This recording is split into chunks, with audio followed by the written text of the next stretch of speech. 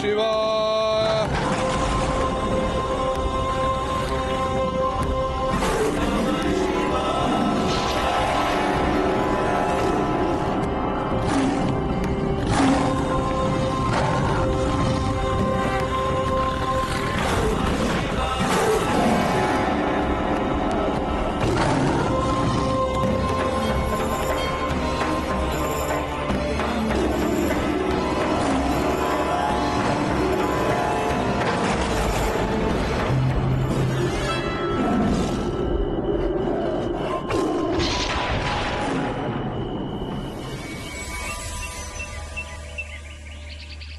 কাল রাতে এত বড় একটা বাঘ ঢুকলো গায়ে, তুমি কিছুই জানো না দেখছি বটে।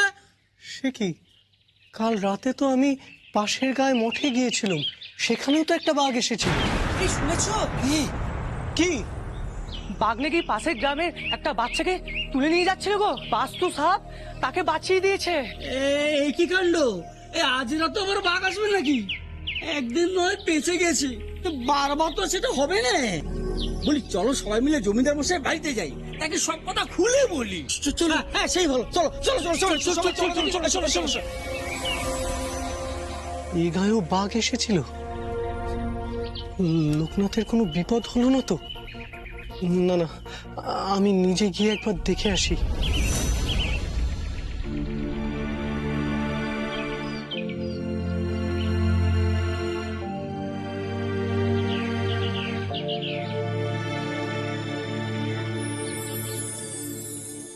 হা ভগবান, এ কেমন সর্বনেশে ঝড়! আমার আমার সমস্ত ঘর বাড়ি যে একেবারে তছনছ করে দিয়ে গেছে। ওই দেখুন, আমার আমার তুলসী মঞ্চটাকে পর্যন্ত ছাড়েনি। শুধু কি গাছপালা কমলা? এই ঝড়ে কত প্রাণহানি না ঘটেছে কে জানে। আমি একটু ঘুরে আসি, বুঝলে? ঠাকুর, দিনু, ঠাকুর, কমলা দিদি, দিদি, তোমরা সবাই ঠিক আছো তো? আর কি ঠিক থাকবো দিনু, নিজের চোখেই দেখ না আমার ঘর বাড়ির কি অবস্থা হয়েছে। যাক বাবা, তোমরা সবাই ঠিক আছো। ওদিকে জানো ঠাকুর, কাল রাতে পাশের গায়ে বাঘ এসেছিল। একটা বাচ্চা ছেলেকে তুলে নিয়ে যেতে গিয়েও নিয়ে যেতে পারেনি। তাদের বাস্তু সাপ বাচ্চাটাকে রক্ষা করেছে। সে কি রে? হ্যাঁ গো, সবই ঠাকুরের কৃপা, তাই বাচ্চাটার প্রাণহানি হয়নি। দিনু, দিনু, কাল আমার ঘরে বাঘ এসেছিল রে। কি বলছো গো ঠাকুর? তারপর? ওই লোকনাথকে সামনে পেয়েও কিছু করতে পারেনি রে, চলে গেছে। লোকনাথ বাঘের মুখে পড়েছিল? আরে দিনু, শিব ঠাকুরের অশেষ কৃপায় বেঁচে গেছি রে, না হলে যে কাল কি হতো।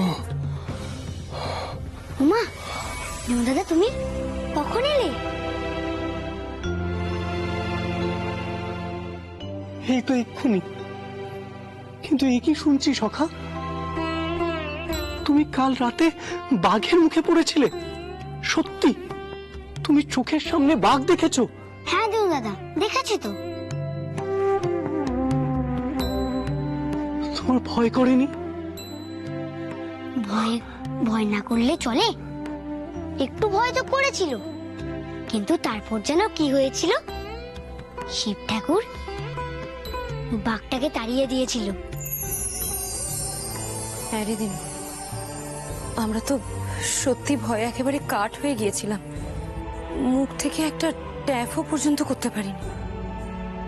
জয় ঠাকুরের জয়, জয় ঠাকুরের জয়। সত্যি দিদি, ঠাকুরের অশেষ কৃপা যে তোমাদের কিছু হয়নি। আচ্ছা কমলা দিদি, আচার্য ঠাকুর, সুধা দিদি, ওদের ব্যাপারে তোমরা কিছু জানো গো? আমি তো কিছুই জানি না। না রে দিনু, ওদের খবর তো আমরা সত্যি কিছুই জানি না। কমলা, গুরুদেবের তো কাল সারা রাত শিব পুজো করার কথা ছিল। হ্যাঁ গো ঠাকুর, আমি যাই ওদিকটা একবার দেখে আসি গিয়ে। দিন দাদা, আমিও যাব। একদম না, কালকে এত কিছু ঘটে গেছে লোকনাথ, তুই আজকে আমাকে ছেড়ে কোথাও যাবি না, আমি বলে দিলাম। আমি বলি কি সখা, তোমার আজ আর গিয়ে কাজ নেই। বাঘ লুকিয়ে থাকতে পারে ঝোপে ঝাড়ে।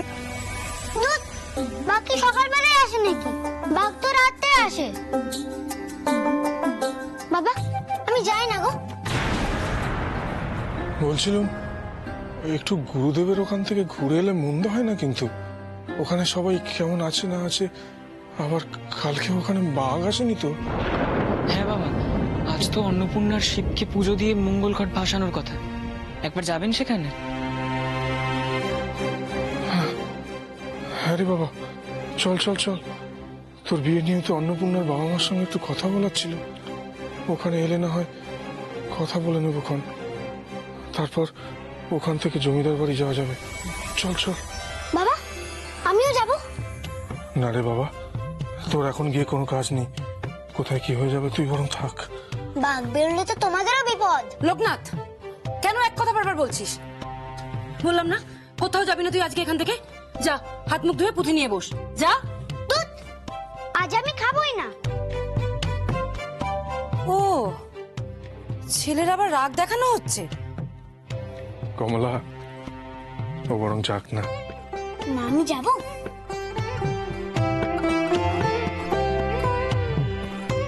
আমি বলি কি দিদি, আমি না হয় ওকে তোমার কাছে ফেরত দিয়ে যাব। বাচ্চা মানুষ এতবার করে যেতে চাইছে, যেতে অনুমতি দাও না দিদি।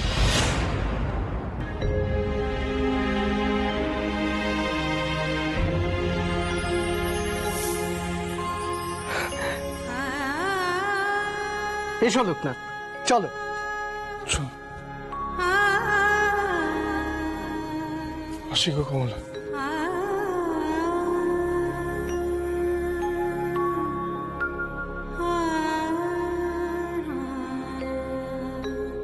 আচার্য মশাই তো অমঙ্গল কাটানোর পুজোয় বসেছিলেন কাল রাতে। এত পুজো আচ্ছা করেও অমঙ্গল কেন খুঁজলো না ঠাকুর? বিপদ আপদ যেন লেগেই আছে। কাল হঠাৎ করে ঝড় শুরু হলো, তারপর বাঘ এলো। এই সব কিছুই কি ওই অন্নপূর্ণার জন্য? কি জানি, মেয়েটা নিজের পোড়া কপালের সাথে যে আর কি নিয়ে আসছে। আর কত দূর মা? পথ তো শেষই হচ্ছে না, সেই সকাল থেকে দোলা চলছে তো চলছেই। আর একটু ধৈর্য ধর বৃন্দা, আর আধক্রোশ পথ পার হতে পারলেই গ্রামে পৌঁছে যাব। কিন্তু কিন্তু এতটা পথ পেরিয়ে এলাম, কোনো গ্রামগঞ্জের তো চিহ্নই পেলাম না।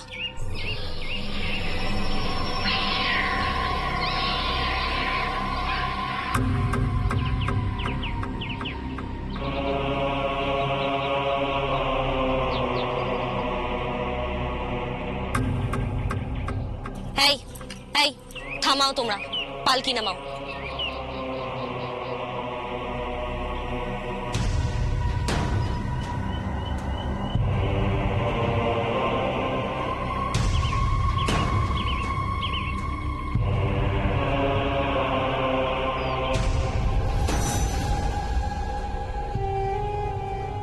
আচার্য ঠাকুর, সুধা দিদি,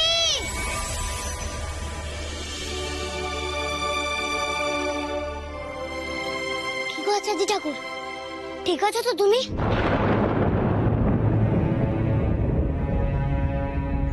হ্যাঁ রে লোকনাথ, আমরা ঠিক আছি। তুই ঠিক আছিস তো? শিব শম্ভুর কৃপা যার উপরে, তার ক্ষতি কে করবে? ওমা, তুমি কাঁদছো কেন আচার্য ঠাকুর? কি হয়েছে? না রে, ও কিছু না, আসলে তোকে দেখে চোখে জল এসে গেল। ঈশ্বর, আমি কেন কাঁদছি কিভাবে বোঝাই ওকে? অশুভ শক্তি যে ওকে গ্রাস করতে আসছে। ঠাকুর, তোমার লোকনাথকে তুমি দেখো। কি গো, এই যে দেখি ঝড়ে সব লন্ডভন্ড হয়ে গেছে একেবারে। পুজোর সব উপাচার ছড়ানো। এ কি, মঙ্গল ঘরটা উল্টে আছে। গুরুদেব, আপনি কাল রাত্রে পুজো করতে পারেননি? না রাম, চেষ্টা করেছিলাম, কিন্তু অনেক চেষ্টা করেও কাল পুজোটা আমি শেষ করতে পারিনি রাম।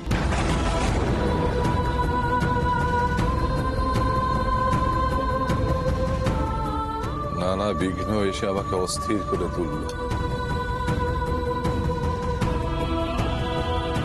পুজো শেষ হওয়ার আগে ঘরটাও পড়ে গেল।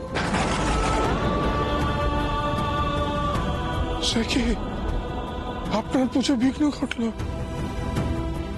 এমন তো কখনো শুনিনি গুরুদেব।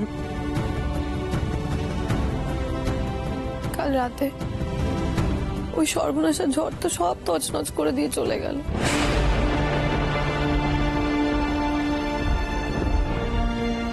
এ কিন্তু কোনো সাধারণ ঝড় ছিল না রাম। এই ঝড় সব শেষ করে দিতে এসেছিল।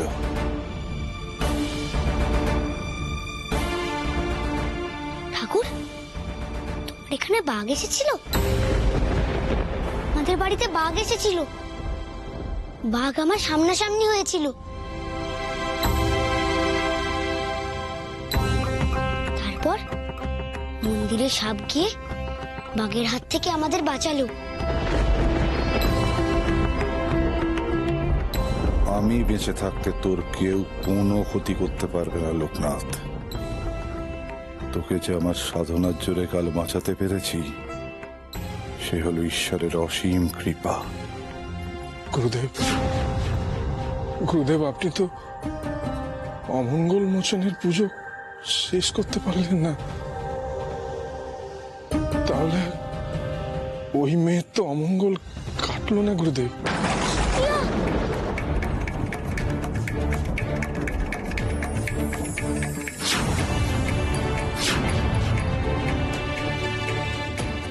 তবে কি সত্যি সত্যি আমি অপয়া? কেউ তো আমাকে আর বিয়ে করবে না। আমার জন্য কি সত্যি সত্যি মা বাবাকে অনেক অপমান সহ্য করতে হবে? সারা জীবন কি মা বাবা লোকের কাছে কথা শুনবে? সেই যখন অপয়া বদনাম ঘুচলো না, তখন আমার বেঁচে থেকে লাভটাই বাকি। অন্নপূর্ণা দিদি, দাঁড়াও। আবার তুমি ভুল করতে যাচ্ছ। এখন তো তুমি নারায়ণ ঠাকুরের বউ। তুমি যদি মরতে চাও, নারায়ণ ঠাকুর কষ্ট পাবে না? আমি কি করব তবে? আমার অপয়া বদনামটা ঘুচলো না। আচার্য ঠাকুর অমঙ্গল কাটানোর পুজোটাও তো করতে পারেননি। মাঙ্গলিক বলে আমাকে আর কেউ বিয়ে করবে না। দাদা, তুমি আর অন্নপূর্ণা দিদির সাথে বিয়ে করবে না? বিশ্ব লক্ষ্মী বাবা আমার, তুই একটু বোঝার চেষ্টা কর। দেখো যে মাঙ্গলিক করতে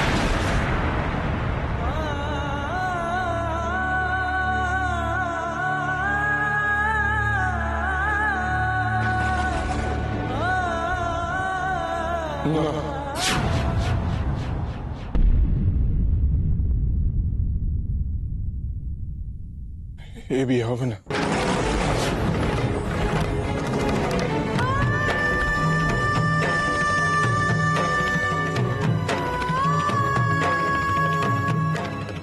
কি বলছেন আপনি? বিয়ে হবে না? তা কি করে হয়?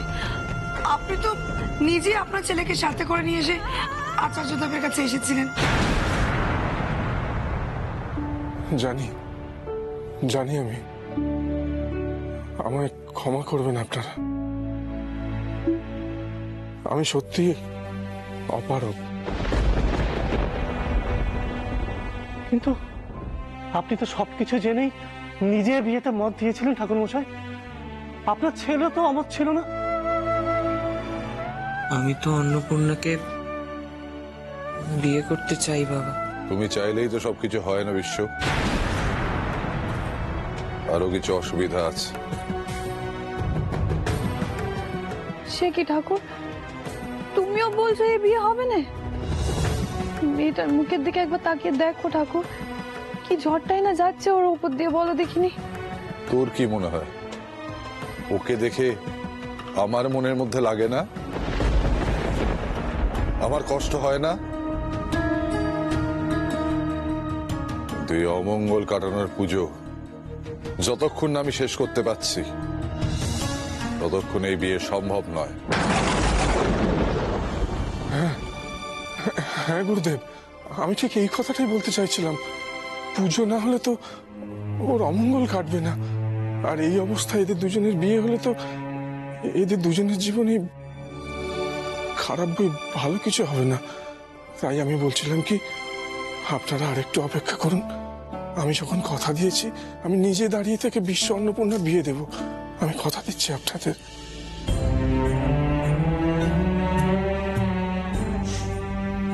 চিন্তা করো না গো অন্নপূর্ণা দিদি, বাবা যখন বলেছেন তখন তুমি আমার বৌমনি হবেই হবে।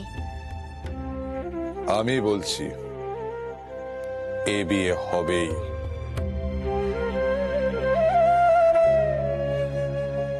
এবার আপনারা খুশি তো? গুরুদেবের সিদ্ধান্তে নড়চড় হয় না কখনো। সে জানি বলেই নিশ্চিন্ত। এখন ঈশ্বর যা চাইবেন তাই হবে।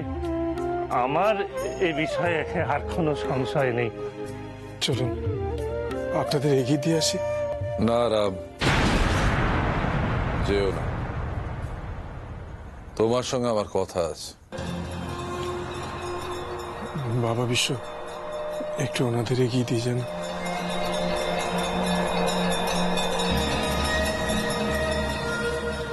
আসুন। আসি আচার্যদেব।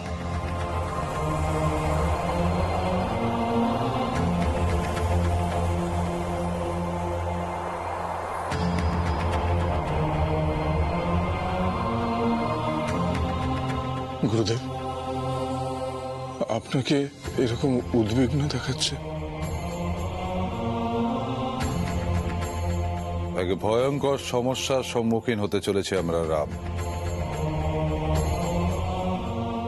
কাল রাতে ঝড়ের জন্য আমার পুজো ব্যর্থ হয়নি, হয়েছে এক অশুভ শক্তির কারণে। এই যে অনাচার অনিষ্ট দেখছো, তার জন্য দায়ী ওই অশুভ শক্তি।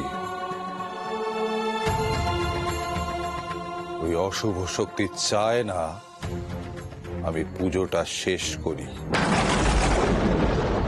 খুব সাবধান, কাক পক্ষেতেও যেন টের না পায়।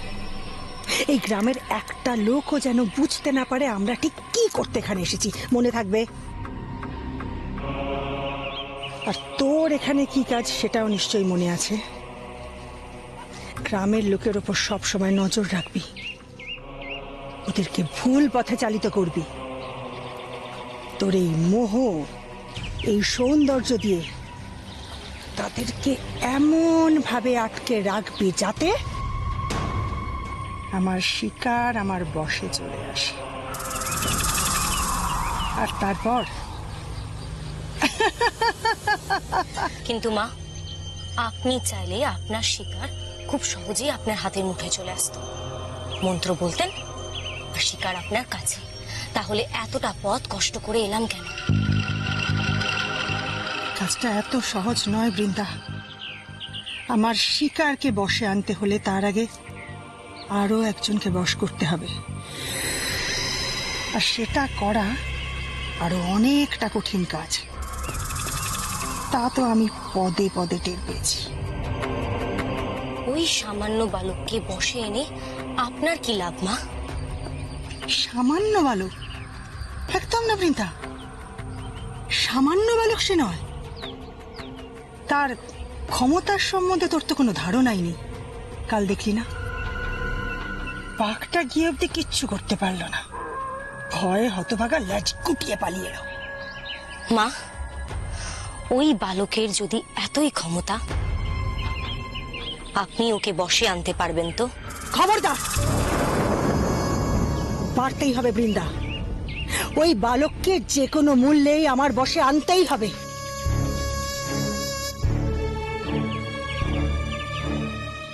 যে কোনো মূল্যেই ওই বালককে আমার বশে আনতেই হবে।